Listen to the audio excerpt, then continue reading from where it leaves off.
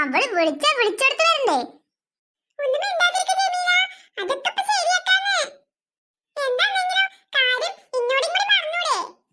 എന്നോട് പറയേണ്ട കാര്യാണെച്ചാലേ എന്നോട് പറയും. പക്ഷെ ഇത് പാത്തുവിനോട് പറയുള്ളതാണ്. അപ്പൊ ഇത് ഓളോട് എന്ത് പറയാൻ പറ്റുള്ളൂന്ന്. ആ വരട്ടെ, ഓളിങ്ങോട്ട് വരട്ടെ. ഇതങ്ങനെ വിടരുത് ജമീല. എടി അതിന് ഞാനിതങ്ങനെ വിടാനൊന്നും വിചാരിച്ചിട്ടില്ല. അതെ അതെ വിടണ്ട. ഈ പേരും പറഞ്ഞിട്ടേ നിന്റെ മകനെ വേറെ പെണ്ണ് കെട്ടിക്കാം നമുക്ക്. അതന്നെയാണ് എന്റെ തീരുമാനം. നോക്കിക്കോ. എടി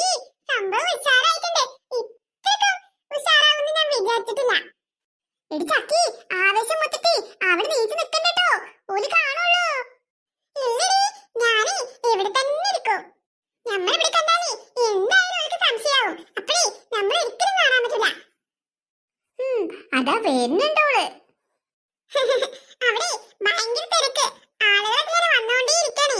അപ്പഴേ ഓരോടൊക്കെ സംസാരിച്ച് നിന്നിട്ടേ സമയം പോയതറിഞ്ഞില്ല. എന്നെ വിളിച്ചിരുന്നോ? പാത്തു ജമീലക്ക് എന്താ പറയാനുണ്ടെന്ന് പറയുന്നു. പറഞ്ഞു ജമീല. അതിനിപ്പോ എന്താ, എന്ത് വേണമെങ്കിലും ഈ പാത്തുവിനോട് പറയാം. എന്നാ ഞാൻ പറയട്ടെ? എന്ത് ജമീല, നിന്റെ മുഖത്തിനൊക്കെ ഒരു മാറ്റം? എന്റെ മുഖം ഇങ്ങനെയൊക്കെ തന്നെയാ. ഇനിയിപ്പോ അത് മാറ്റാന്നൊന്നും ആരും വിചാരിക്കണ്ട. കാര്യം പറ ജമീല, എന്താ പറ്റിയത്? പറഞ്ഞു കൊടുക്കടി ജമീല അങ്ങട്ട്. ഓരോന്ന് കാട്ടി വെച്ചതും പോലെ എന്നിട്ടേ ഒന്നും അറിയാത്ത പോലെ വന്ന് നിക്കുക. ഒരു മനുഷ്യന് സാധനം കൊടുന്ന നേരെ സൂക്ഷിച്ചു വെക്കണം അറിയില്ല നിനക്ക്? അതോ ഞങ്ങൾക്ക് അത്ര വില കൽപ്പിച്ചിട്ടുള്ളോ? അതാണോ ഇത് അവിടെ ഇവിടെ ഇട്ടിട്ട് നശിപ്പിച്ചത്?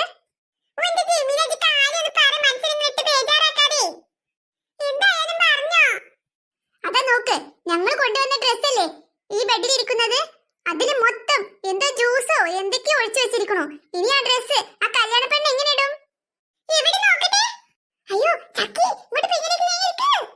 അങ്ങനെ തന്നെ ആരും കാണണ്ട.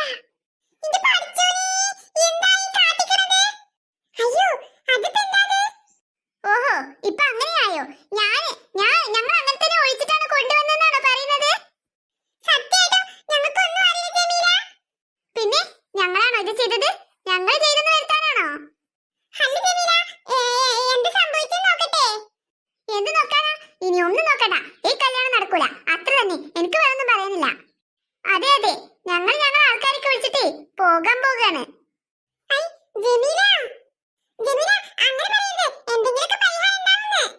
എന്ത് പരിഹാരം ഉണ്ടാവുന്നതാണ്? അത് എത്ര വില കൂടിയ ഡ്രസ് ആണെന്ന് നിങ്ങൾക്കറിയാമോ? അതെങ്ങനെ? വില കൂടിയ ഡ്രസ്സൊക്കെ ഇട്ട് ശീലം വേണ്ടേ? ഹും, ഞാൻ കൂടുതലായൊന്നും പറയുന്നില്ല. കല്യാണ പെണ്ണിറങ്ങുമ്പോഴേ ഞങ്ങൾ കൊണ്ടുവന്ന ഡ്രസ്സിന് ഒരു വൃത്തികളുമില്ലാതെ അവൾ ഇട്ട് കൊടുക്കണം. അതെ അതെ, അല്ലെങ്കിൽ ഈ കല്യാണം നടക്കൂല. നടക്ക് ജമീല, നമുക്ക് അങ്ങോട്ട് പോവാം. അതെ അതെ, ജമീലക്ക് ഒരൊറ്റ വാക്കേയുള്ളൂ, അത് നടന്നിരിക്കും. നിക്ക് ജമീല, ഞാനും വരുന്നു. പാത്തു, രമേ, എന്തിനു ചെയ്യ രമേ? ഞാൻ ആളുകളോടൊക്കെ എന്ത് പറയും? ശരീരം ആ ശകലം തളർന്നു പോലുണ്ട് രമേ. എത്രങ്ങാനും ആൾക്കാരെയാണ് വിളിച്ചു കൂട്ടിക്കണത്. ഓരടിയിലൊക്കെ മാനം തൊടൂലെ കല്യാണം മുടങ്ങിയാല്. കരയണ്ട പാത്തു, എല്ലാത്തിനും ഒരു വഴി ഉണ്ടാവുന്ന്. എന്ത് വഴി? 25,000 രൂപ ഡ്രസ്സാണ് എന്നല്ലേ പറഞ്ഞതുപോലെ അതിനല്ലേ ഇങ്ങനെയൊക്കെ ആക്കിക്കണത്? ആരുടെ പണിയാണ് അവത്? കല്യാണം മുടക്കാൻ വേണ്ടി ആരെങ്കിലും കരുതി കൂട്ടി ചെയ്തതാവും. പാത്തു, നീ വിഷമിക്കാതിരിക്കടി, നമുക്ക് എന്തെങ്കിലും വഴി ഉണ്ടാക്കാന്ന്. എന്ത് വഴിയാ രമേ? ഇതൊന്ന് പറഞ്ഞു കാട്ട്. എന്ത് വഴിയാ? നിന്റെ മോക്കെ അത് വിധിച്ചിട്ടില്ലാന്ന് ഞാനങ്ങനെ വിചാരിച്ചോളാം. പാത്തു, അങ്ങനെയൊന്നും പറയണ്ട പാത്തു. പിന്നെ ഞാൻ എന്താ ചെയ്യാ രമേ? ഇതൊന്ന് പറഞ്ഞുതാ. അമ്മ, അമ്മ എന്ത് പറ്റി? മിച്ചി പറ മിച്ചി, എന്ത് പറ്റി? ഒന്നുമില്ല കുഞ്ഞപ്പോ, ഈ കല്യാണം നടക്കൂല. കല്യാണം നടക്കൂലേ? എന്താ പറ്റി പറ അമ്മ, അതിനെന്താ കാരണം? അത് മോളെ, എന്തായാലും പറ പാത്തുത്ത, എന്ത് സംഭവിച്ചത്? ഒരു സ്വർണ്ണൊന്നും പോരാന്ന് പറഞ്ഞോ?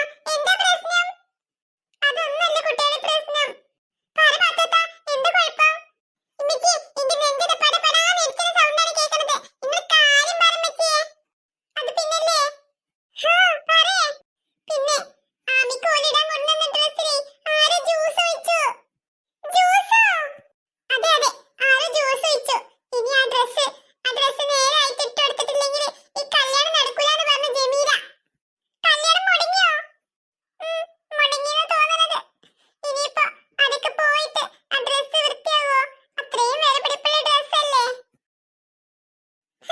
ഉമ്മച്ചി, നമ്മളെ അവിടെ പന്തലില് ആമിത്താനെ ഇങ്ങനെ കൊണ്ടുവന്നൊക്കെ പറഞ്ഞുകൊണ്ട് നിൽക്കുന്നു ഞങ്ങൾ അവിടെ. അതെ അതെ, ഞങ്ങൾക്കൊക്കെ നല്ല സന്തോഷമായിരുന്നു. എന്നാലും കല്യാണം മുടങ്ങുമെന്ന് പറഞ്ഞപ്പോ സഹിക്കാൻ പറ്റണില്ല. എടി മീനു, നമുക്ക് അവിടെ പോയി നിന്നിട്ടേ ഒന്ന് കൂക്കിയാലോ? എടി ചക്കി, ഒതുങ്ങടി, നമുക്ക് അവിടെ പോയി നിന്നിട്ടേ കരയണ പോലെ അഭിനയിച്ച് നിൽക്കാം, അല്ലെങ്കിൽ നമ്മളെ സംശയമാകും. ആ, അതാ നല്ലത്. നമ്മളെങ്ങാനും ഇവിടെ ഒളിച്ചിരിക്കണം കണ്ടാലേ ആകെ പ്രശ്നമാണ്. നമുക്ക് ഒലിപ്പം പോയിട്ട് കരയാം.